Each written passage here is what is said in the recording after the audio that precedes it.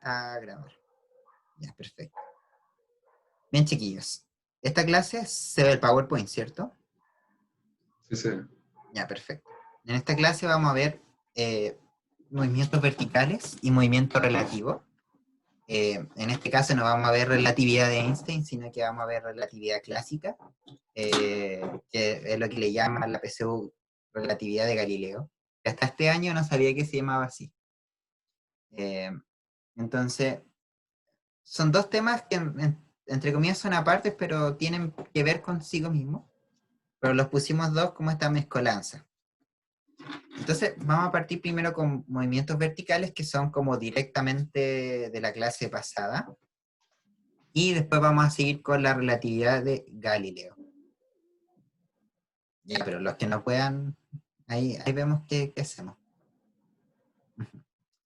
Ya, ahí lo podemos discutir, ¿no? Ya, entonces, vamos a ver en este caso ahora los objetivos de aprendizaje de esta clase. Primero es que aplique las ecuaciones de movimiento rectilíneo uniformemente acelerado a movimientos verticales, considerando obviamente todas las acotaciones que hay, como la velocidad inicial y en este caso una aceleración especial que es la aceleración de gravedad. Segundo es evaluar gráficamente los movimientos verticales. Y tercero es aplicar cualitativamente y cuantitativamente la relatividad de Galileo en movimiento rectilíneo uniforme. ¿Ya? Es decir, en movimientos sin aceleración. Eso es simplemente todo lo que tenemos que hacer. ¿Ya? Entonces la primera parte de esta charla son los movimientos verticales. ¿Ya? Los movimientos verticales corresponden a un movimiento rectilíneo uniformemente acelerado, ¿sí? Solamente que estos pasan verticalmente. Ya, yo muchas veces he tenido como oposición a que se pase como aparte, pero así es en general la organización que se usa. ¿Y por qué los movimientos verticales son un MRUA? ¿Ya? Por ejemplo, si nosotros tenemos un objeto, ustedes pueden observar y presenciar que este movimiento no cae a velocidad constante, sino que a medida que más tiempo pasa en el aire, más rápido cae. No es lo mismo caer desde una baja altura que caer desde una alta altura. Ya. Ahí estaba mi hermano chico. Bueno, entonces, lo que pasa entonces es que la velocidad cuando un objeto se está desplazando verticalmente, tanto hacia arriba o hacia abajo, es afectada por una aceleración. Vemos que si dejamos caer un objeto hacia abajo, la velocidad del objeto aumenta. Pero si lanzamos un objeto hacia arriba, lo que le pasa a la velocidad, bueno, voy a tratar de ejemplificarlo, disminuye, ¿ya? Disminuye porque el objeto llega hasta un punto máximo donde su velocidad es cero y después vuelve a caer. Eso nos quiere decir que verticalmente, como una evidencia experimental, existe una aceleración vertical. Esta aceleración es la aceleración de gravedad que hay en la Tierra y se debe a la fuerza de gravitación. ¿Ya? Eso lo vamos a ver en las siguientes clases. Entonces, cosas interesantes de acá. ¿Ya? O sea, primero saber que los movimientos verticales son todos un MRUA. Todos son MRUA. Por lo tanto, todos tienen aceleración. Y en este caso nos vamos a referir solamente a los que son una trayectoria, a los cuya trayectoria son una línea recta vertical. Por ejemplo, no nos vamos a ver objetos que tengan trayectorias oblicuas en el aire. ¿Ya? Eso no se ve en la PSU. Simplemente trayectorias rectas, hacia arriba, hacia abajo. Nada más. Entonces, es el primer punto súper importante. Y en este caso,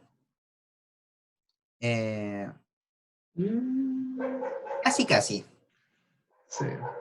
Casi, si tú abres el paracaídas, ya no vamos a considerar que estamos en ese régimen, ¿ya? Porque el paracaídas va a incluir otro factor a la aceleración. Entonces, ya no vas a estar cayendo con la aceleración gravitacional, ¿ya? Entonces, no nos vamos a preocupar tanto de ese tipo de cosas, ¿ya? Pero antes de que te tires, o sea, antes de que abra el paracaídas, sí, estás realizando un movimiento vertical. Bien.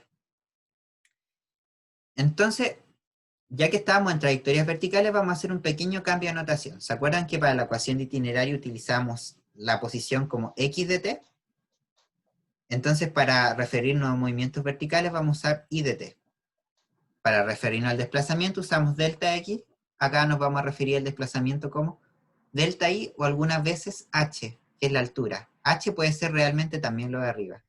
¿Ya? H se usa para todo. ¿Ya? H no es como una notación universal. Y en este caso, la aceleración la vamos a notar con la letra G.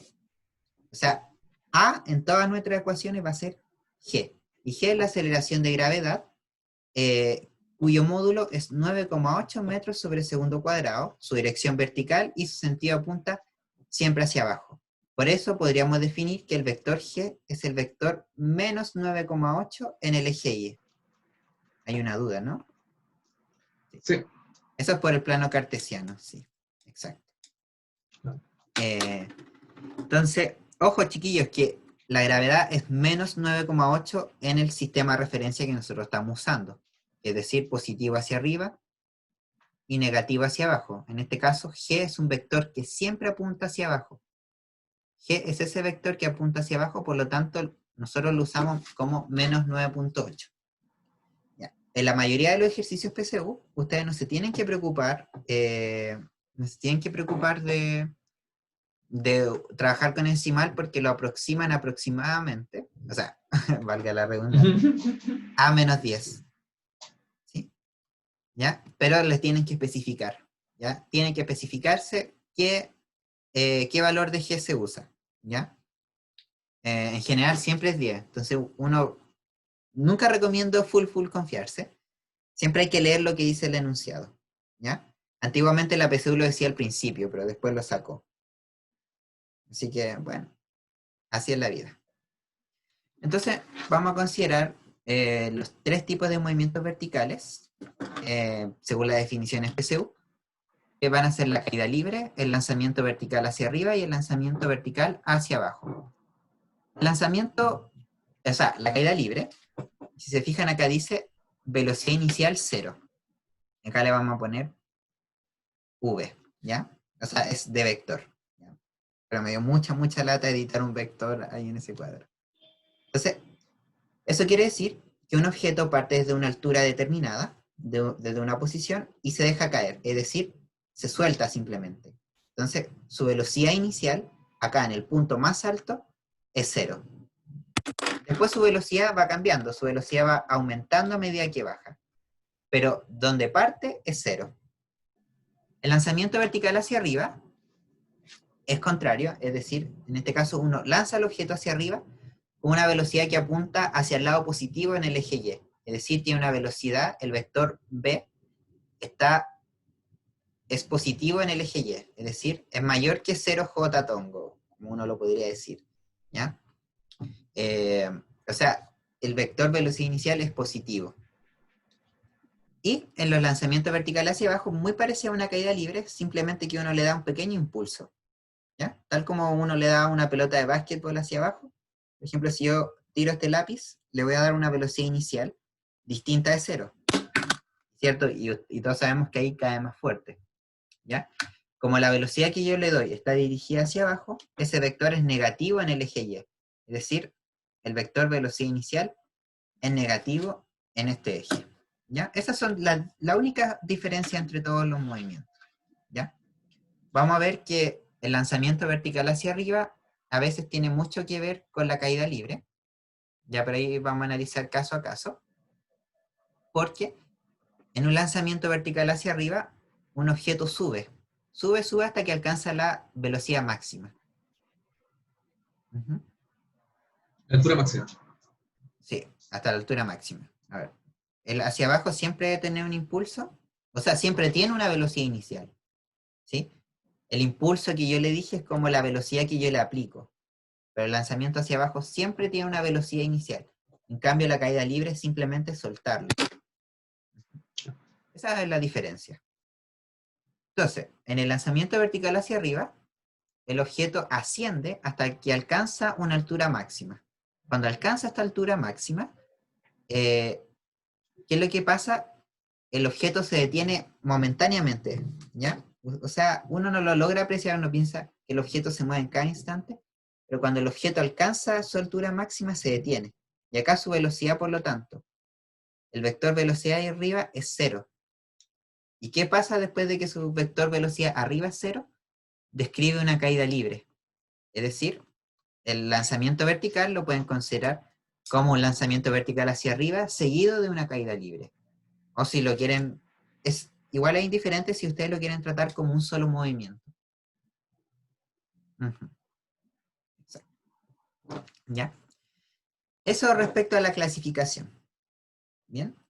Después vamos a tener algunos conceptos importantes que se usan. ¿Ya? Esto nada más, no hay mucha explicación. Pero le vamos a llamar cierta altura máxima a la posición máxima en el eje Y que alcanza el objeto. Para los lanzamientos, o sea, para la caída libre y el lanzamiento hacia abajo, que lo voy a denotar con una flechita para abajo, la altura máxima es su altura inicial, ¿ya? Es decir, ellos no vuelven a subir, ellos parten desde su altura máxima, ¿ya? Es un concepto que se usa más para el lanzamiento vertical, ¿sí? El lanzamiento vertical nos referimos a la altura máxima como el punto en el movimiento en el que el objeto alcanza una velocidad cero e invierte el sentido de su movimiento. Es decir, Hmax es este punto del movimiento. ¿Sí? Vamos a llamar el tiempo de vuelo al tiempo que permanece el objeto en el aire. ¿Ya?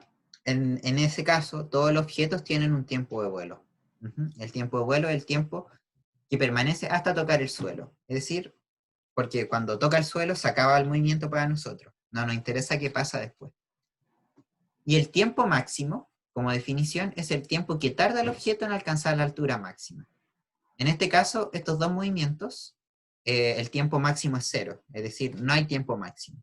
O sea, no existe un concepto de tiempo máximo para este movimiento, simplemente para el lanzamiento vertical, porque el lanzamiento vertical, hacia arriba, disculpen, es el único que demora un tiempo en llegar hasta la altura máxima. Entonces, concepto interesante, se usan harto en la universidad, la PSU son más explícitos, pero nunca está de más repasarlos. ¿Ya? Esos son los conceptos. Y finalmente acá nos vamos a resumir a las ecuaciones. En este caso, las ecuaciones, si se fijan, son exactamente las mismas que de cinemática. ¿Se acuerdan que para cinemática en el eje X teníamos que X de t era igual a X0 más B0t más un medio de la aceleración por el tiempo al cuadrado? ¿Sí? En ese caso, nosotros teníamos que simplemente la posición inicial va a ser en este caso la altura inicial, acá no hay cambios, y en este caso la aceleración pasa a ser g. Lo mismo para las demás ecuaciones, si se fijan. Acá para la ecuación de velocidad vamos a reemplazar la aceleración con el vector g, y para la ecuación de Torricelli vamos a utilizar la aceleración g y vamos a utilizar el desplazamiento como delta i. Es decir, son las mismas ecuaciones, nada ha cambiado. Simplemente tenemos que adaptarlo a las condiciones que nos dan. Lo único bueno de estos movimientos es que la aceleración siempre es un valor conocido. Bien. Entonces, algunos gráficos importantes que debemos conocer. Y acá, bueno, que no me mate a Arturo un poco. Estos son los gráficos de posición versus tiempo. Y en azul están el gráfico para caída libre y lanzamiento hacia abajo. No son exactamente iguales desde el punto de vista matemático pero se parecen mucho. ¿Ya? Los dos partes de una altura y se curvan hacia abajo. Simplemente que la caída libre parte con una derivada igual 0 arriba, es decir, velocidad 0. El lanzamiento vertical es una curva más así. Es decir, no es 0 arriba, pero se parecen mucho, mucho. ¿Ya? No es del todo estricto lo que dice ahí, pero era para ahorrar un poco y no complicar tanto el gráfico. ¿Ya? Entonces, este gráfico azul son para allá. Y si se fijan, tiene mucho sentido. La posición baja desde su altura máxima, baja, baja, baja, hasta este punto. Este punto sería el tiempo de vuelo para ese movimiento. ¿Sí? Hasta que toca el suelo. Y el lanzamiento hacia arriba, si se fijan, existe un sector donde el objeto, ¿cierto?, va aumentando su posición, es decir, aumenta su altura hasta que llega a la altura máxima y después empieza a caer. Y se fijan, esta parte de la curva es casi idéntica a esa curva de ahí, ¿sí?, a una caída libre, ¿sí? Eso es muy importante observar, ¿ya? Y acá le pueden preguntar varias cosas, ¿ya?, pero no nos importa tanto. Acá los gráficos de rapidez versus tiempo, pueden observar que la caída libre es la única que parte desde cero. La rapidez va a cero y va aumentando, se hace cada vez más negativa, ¿sí? Se hace negativa porque el sentido de movimiento va a favor de la aceleración de gravedad. Acá el lanzamiento vertical hacia abajo no parte desde cero, sino que parte de una velocidad negativa. No sé, menos algo, ¿ya? Ahí pueden ponerle cualquier número. Y esta velocidad va bajando, va bajando, va bajando, va bajando, hasta que llega al suelo, ¿sí? Y acá tenemos el lanzamiento vertical hacia arriba en verde, que se fijan partes de una velocidad positiva, y esta velocidad positiva va disminuyendo hasta que se hace cero. Y esto es súper importante que lo recuerden. ¿Cuándo se hace cero la velocidad en un lanzamiento vertical? Se hace cero en la altura máxima, ¿sí? En la altura máxima, la velocidad para un lanzamiento vertical hacia arriba es cero, ¿ya? ¿Y qué es lo que pasa? Después se comporta igual que una caída libre. Es decir, su velocidad cada vez se hace más negativa y sigue bajando, ¿ya? Algo interesante que pueden notar es que cómo son las pendientes de estos gráficos. ¿Alguien nota algo interesante en las pendientes?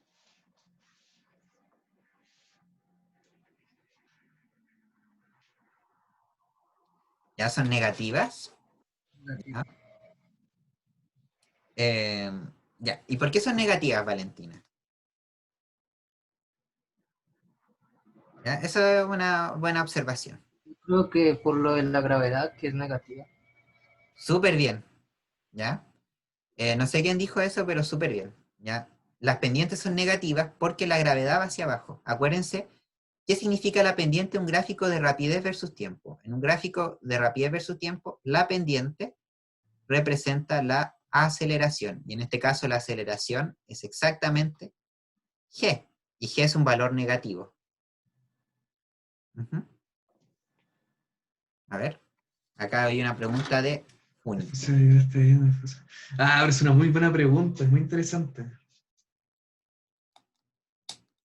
Ya, muy, muy bien. Sí. Ay, ¿qué onda?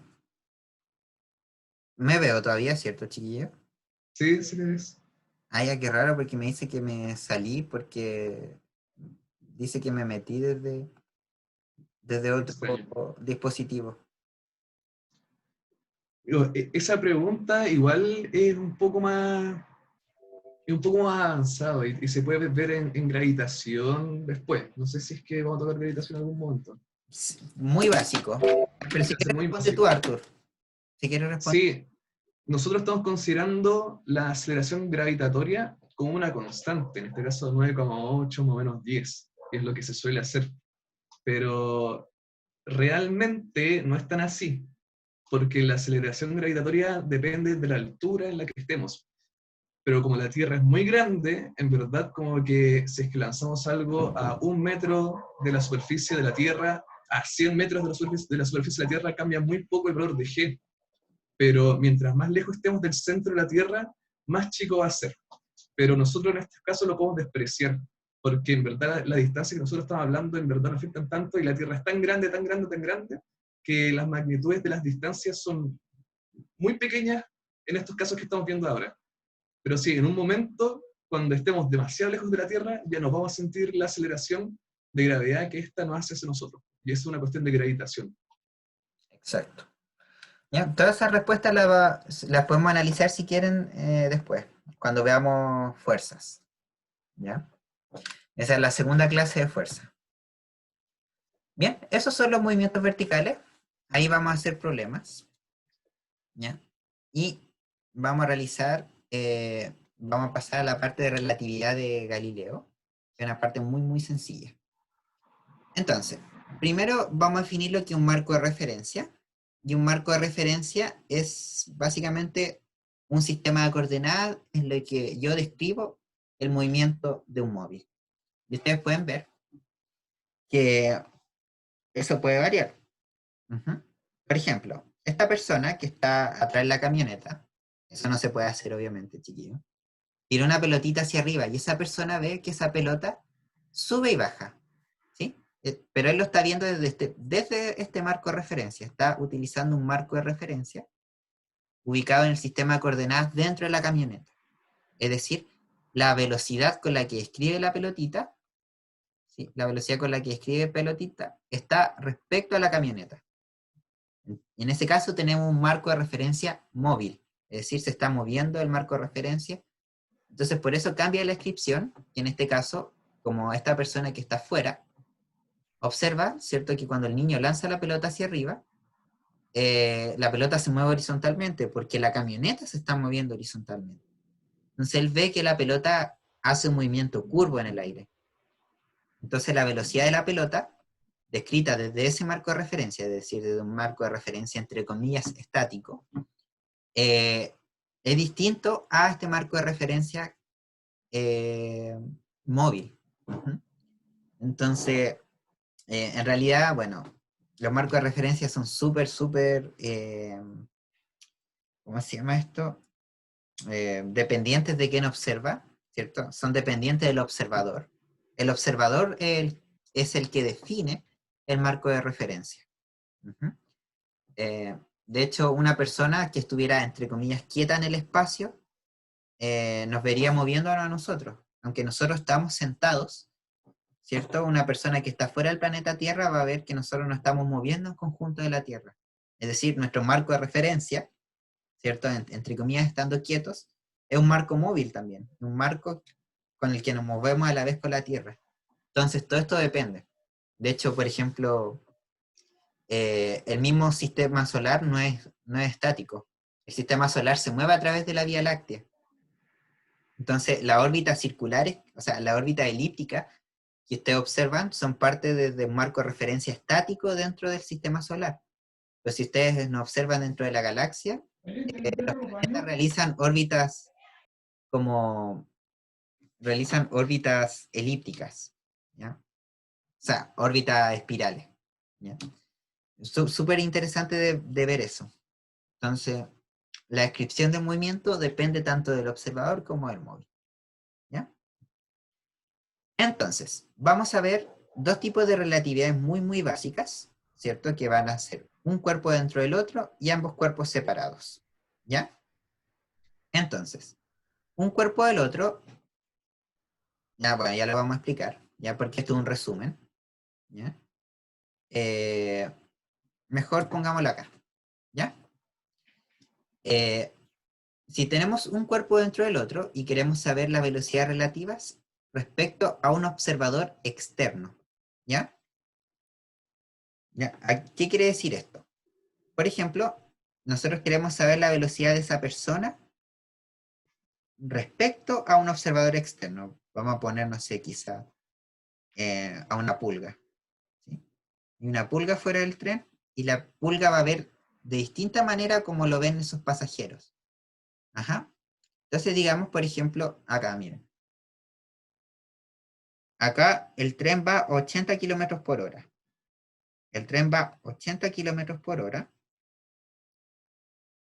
¿sí? Y la persona adentro del tren va a 5 kilómetros por hora.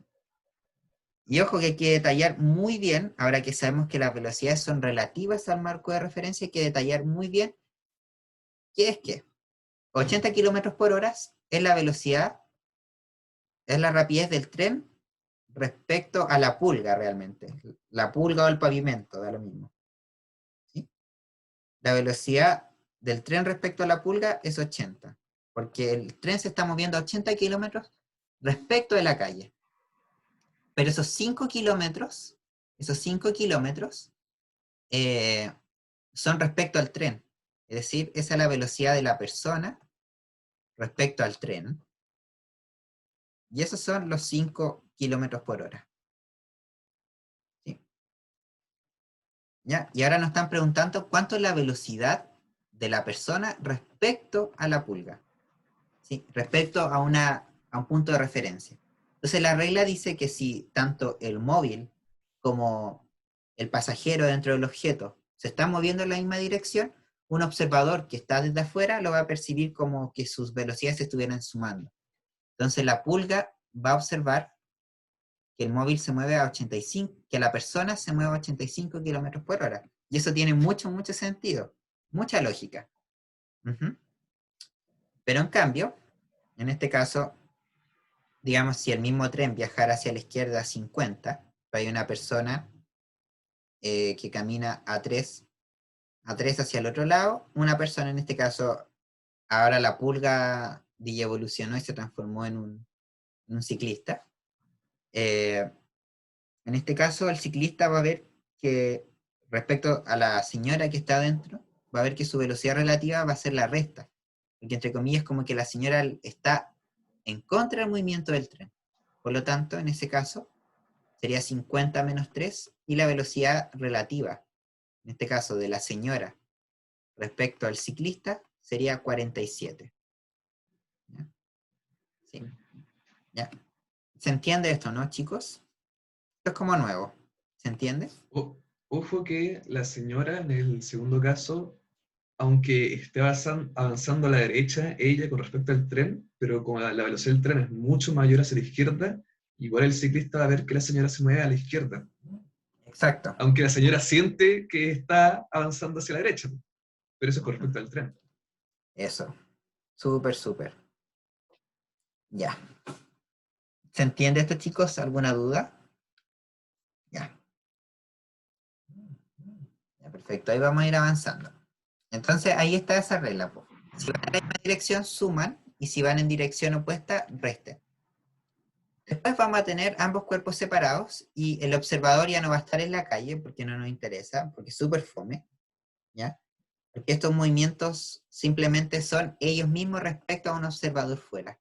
Ahora nos interesa saber cómo se observan entre ellos. Es decir, dos observadores, uno en alguno de los dos móviles. ¿Sí? Y esto es súper, súper algo que ustedes pueden ver muy cotidianamente cuando viajan en la micro. Bueno, ya no con la cuarentena, pero todos los que vayan moviéndose. Eh, entonces, en este caso, el marco de referencia es móvil y va a estar en uno de los dos conductores. Entonces, por ejemplo, pongamos, y esto lo pueden observar, ya les voy a ejemplificar si alguno ha viajado en carretera, etcétera. Es muy, muy clarificatorio. ¿Ya? Entonces vamos a ver el movimiento relativo de estos dos móviles. Digamos que este móvil va a 50 kilómetros respecto a la carretera, 50 kilómetros por hora. No voy a poner unidad de frecuencia porque me demora un poco más. Y este está a 30. ¿Sí? En este caso, el pasajero que va acá no va a ver ese automóvil yendo a 50. ¿Sí? Porque cuando uno está en la calle, uno ve que ese auto pasa muy, muy rápido, ¿cierto? Si uno está parado en la calle, uno ve que ese auto realmente pasa a 50. Pero este no lo observa, de hecho lo ve más lento. Entonces, ese efecto se expresa en que la velocidad relativa en este tipo de movimientos se restan. Entonces, en este caso, este móvil de acá observa como si el otro auto se estuviera alejando a 20 kilómetros por hora de él. ¿Sí? En cambio, si los móviles van en direcciones opuestas, el efecto es contrario. Imagínense el camión va a 50 y este es el mismo auto que sigue yendo a 30. Este auto, y cuando ustedes van, esto es muy, muy llamativo, los autos que van en la dirección contraria uno los siente que van muy, muy rápido, ¿cierto? Que pasan así muy rápido. Y eso es debido a este efecto de que los dos se están acercando con rapideces, por lo tanto estas rapideces, entre comillas, como que hacen un efecto sincrónico y se tienden a sumar. Entonces las velocidades relativas en este sentido, cuando van en direcciones opuestas, se suman, y en la lógica, ¿cierto? Para darnos 80, es decir, la velocidad relativa del camión respecto a ese auto sería 80 kilómetros por hora. ¿Ya? Y ese es básicamente el segundo caso. Entonces, ambos cuerpos separados, si van en la misma dirección, se restan, y si van en dirección opuesta, se suman. ¿Ya? Es muy, muy sencillo. ¿Ya? ¿Claro con esto, chicos? ¿Alguna duda?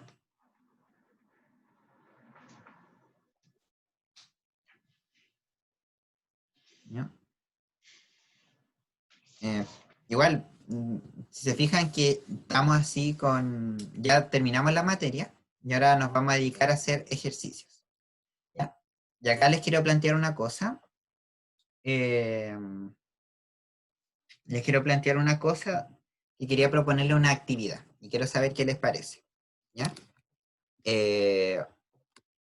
¿Cómo se llama? Les quería plantear que hiciéramos una actividad en grupos.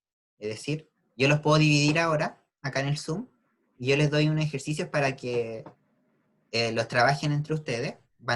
Estaba pensando, somos 48. Hacer 10 grupos.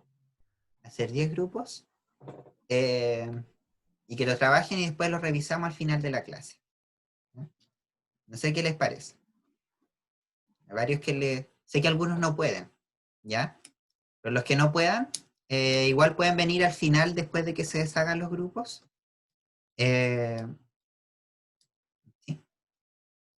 No, o sea, chiquillos, Igual pueden entrar a la sala, ¿o no? ¿cómo? Igual podrían entrar a cada sala para que escuchen por último. Sí, pues, o sea, los que no puedan participar en los grupos, porque la idea es que hablen entre ustedes, se comuniquen en los grupos para hacer un ejercicio. Los que no puedan participar porque están ocupados o en el trabajo, etcétera, ¿cómo se llama? Pueden escuchar nomás si quieren, ¿ya? No vamos a obligar a nadie a participar, ¿ya? No estamos en nada, ningún régimen obligatorio, ¿ya? Entonces, quisiera hacer eso, eh, ¿ya? Entonces, lo primero que vamos a tomar un descanso, ¿ya? Entre esto, va a ser porque voy a cortar la reunión, chiquillos, pero vamos a usar el mismo link, ¿ok? Voy a cortar la reunión, vamos a usar el mismo link porque voy a modificar para que Arthur pueda ser co-host, ¿sí? Para que tanto tú y yo podamos pasearnos por la sala, ¿ya? Ya, ¿Cuánto tiempo, profe? Vamos a dar 10 minutos, ¿ya? Mira, volvemos a las 7 con 7 minutos. A las 7 con 7 minutos volvemos y ahí vamos. Son las 6:55, ya estoy dando 12, ¿ya? Pero volvemos a las 7 con 7, ¿ya? Así que ahí volvemos y vamos a hacer los ejercicios. Por mientras descarguen la guía. Descarguen la guía, la voy a mandar de nuevo al Telegram, ¿ya? Al Telegram y la voy a subir de nuevo a Classroom, ¿ya? La guía 5, ¿ya? Y vamos a trabajar eso, ¿ya? Así que nos vemos a las 7 con 7, Artur, ¿ya? chao, Chao. chao. Nos vemos. Nos vemos. Descartar. Esto es Stop Share.